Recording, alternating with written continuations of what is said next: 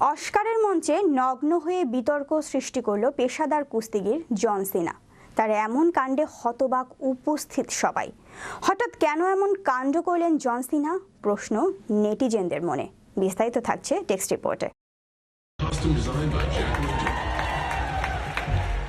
Oscar পুরস্কার এটি বিশ্ব চলচ্চিত্রের অন্যতম সেরা সম্মাননা। আলো ঝলমলে এই মঞ্চের একদিক যেমন সম্মানের, তেমনি এর উল্টো দিকে সবসময় যেন বিতর্ক লেগেই থাকে। 2023 সালে অস্কারের মঞ্চে বিতর্কের শিরোনামে উঠে এসেছিলেন চরকাণ্ড, আর এবার অস্কারের মঞ্চে বিতর্ক সৃষ্টি করল পেশাদার কুস্তিগির জন সিনা। এবছর অস্কারের মঞ্চে সামগ্রিক অনুষ্ঠান সঞ্চালনার ভূমিকায় ছিলেন জিমি কিনেল। আর জনকে মঞ্চে ডেকে নেওয়া হয়েছিল সেরা কস্টিউম ডিজাইনের পুরস্কার ঘোষণা করার জন্য। যিনি কস্টিউম ডিজাইনের পুরস্কার ঘোষণা করবেন, দর্শকের যে নজর থাকবে তার পোশাকের দিকেও, সেটাই তো স্বাভাবিক। তবে মঞ্চে এসে একেবারেই তাক লাগিয়ে দেন জন সিনা।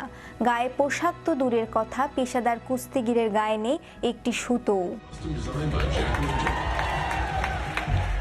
কেবল নিম্নাঙ্গ ঢাকা রয়েছে একটি কার্ডে, যে কার্ডে বিতেজার নাম লেখা রয়েছে। সেই কার্ডেই নিজের নিম্নাঙ্গ ঢাকার জন্য ব্যবহার করেছেন জন।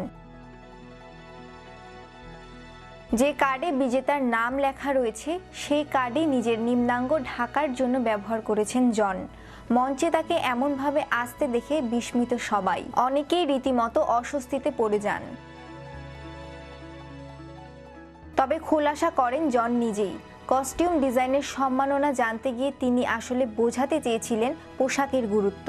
গোটা বিষয়টা ঘটে কয়েক মিনিটের মধ্যেই। গোটা মঞ্চে অবশ্য মোটেও নগ্ন হয়েছিলেন না জন। তিনি মঞ্চে এসে কেবল বলেন পোশাকের গুরুত্বপূর্ণ।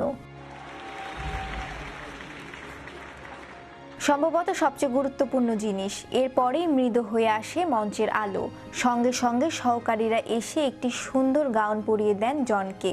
সেই গাউনেই বাকিটা সঞ্চালনা করেন জন। সেরা কস্টিউম ডিজাইনের পুরস্কার পান মার্টিন স্কোরসেসি।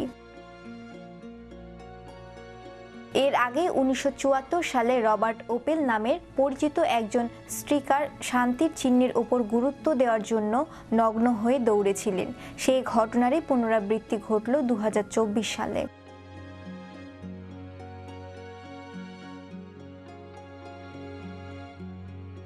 তবে জন সিনার এই পদক্ষেপ যেন অভিনব বলে প্রশংসিত হয়েছে, তেমনি আবারও জন্ম দিয়েছে বিতর্কেরও।